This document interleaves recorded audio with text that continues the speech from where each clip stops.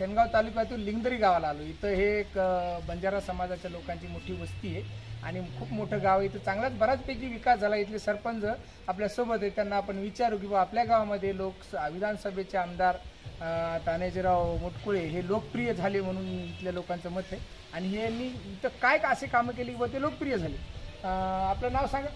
विलास बसून राठोड। आपण काय पद कोणतं आपल्याकडे इथलं? सरपंच। बरं, आपल्या गावामध्ये आमदार तानाजीराव मुटकुळे हे जे आता आमदार आहेत यांच्या स्थानिक निधीतून काय विकास कामं झाली? यांच्या निधीतून आम्हाला सभा मंडप 10 लाखाचं रुपये दिले, 10 लाखाचं दिले, 10 लाख रुपयाचा 10 लाख रुपयाचा आणि 25-15 मधून आम्हाला ते रोड सिमेंट रस्ता ते पण 10 लाखाचं दिलेले।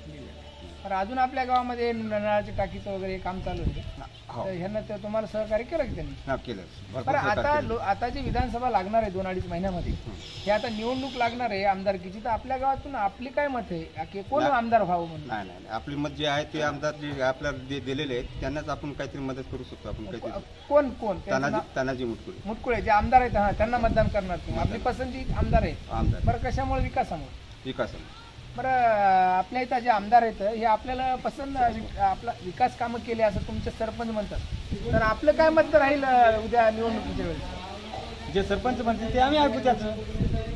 सरपंच म्हणतील त्याचं आहे। बरं भैया, तुझं नाव काय रे?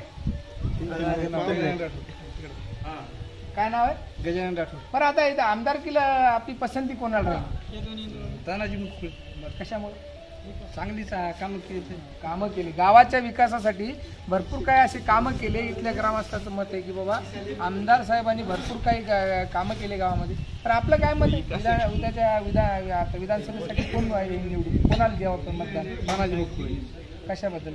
कारण की त्यांनी आपल्या परिसरामध्ये आपल्या गावातच नाही आपल्या परिसरामध्ये पण त्यांनी चांगले कामं केलेले आहेत आपल्या परिसरामध्ये। त्यामुळे आपलं मत आहे की आपण त्यांनाच मतदान करू।